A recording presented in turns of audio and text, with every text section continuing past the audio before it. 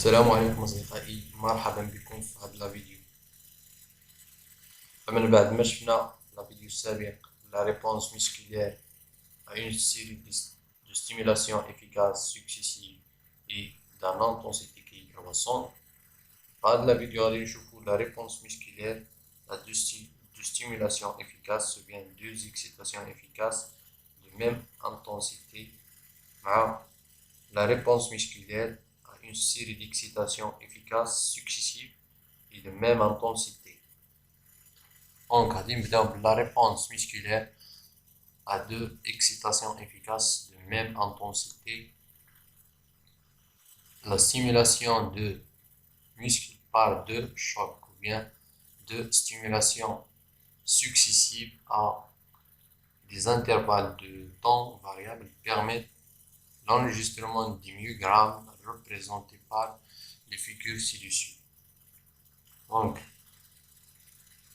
au niveau de la figure A, on applique deux stimulations suffisantes, c'est-à-dire supraliminaires, mais sans éloigner.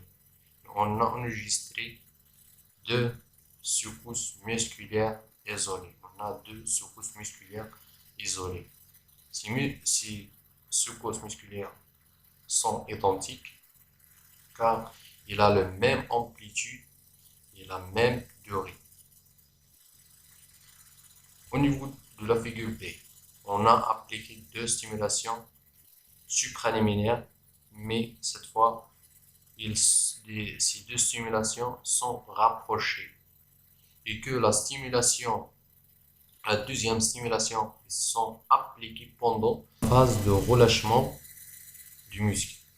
On observe qu'on a une fusion qui est complète, c'est-à-dire partielle, des deux secousses musculaires avec une augmentation de l'amplitude de la deuxième secousse musculaire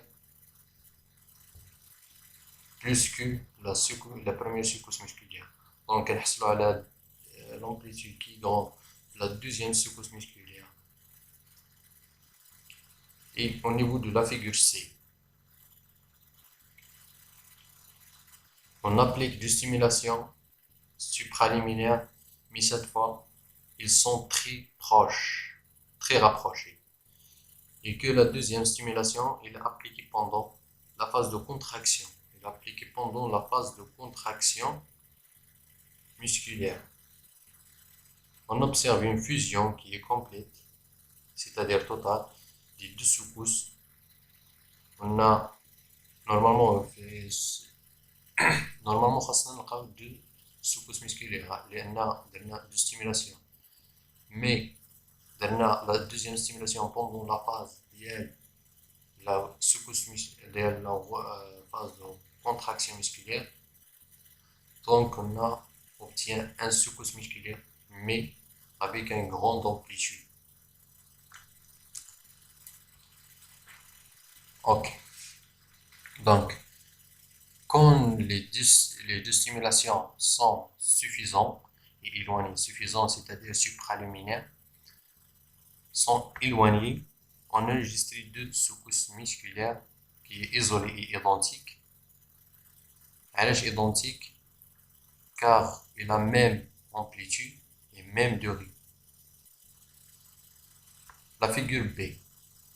Quand les deux stimulations sont rapprochées et que la deuxième stimulation est appliquée pendant la phase de relâchement du muscle, on observe une fusion qui est incomplète,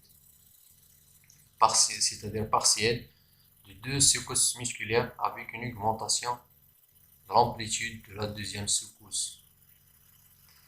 C'est-à-dire l'amplitude de la deuxième secousse qui est comme l'amplitude de la première secousse musculaire.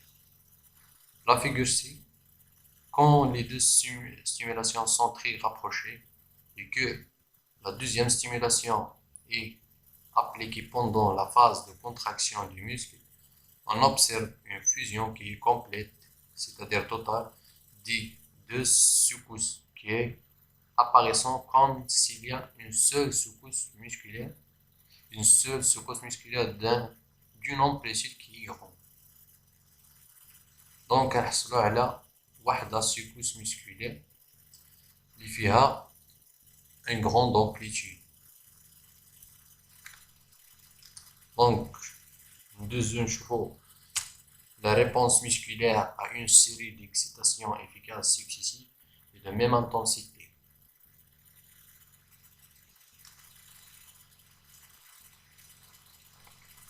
Donc, au niveau de la figure A, on applique plusieurs excitations efficaces, mais pendant la phase de relâchement du muscle, c'est-à-dire la phase de relâchement au niveau du secousse musculaire qui est précédent,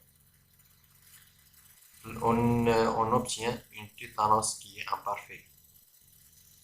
Et au niveau de figure 2, on applique plusieurs secousses musculaires de même intensité, mais pendant la phase de contraction du muscle.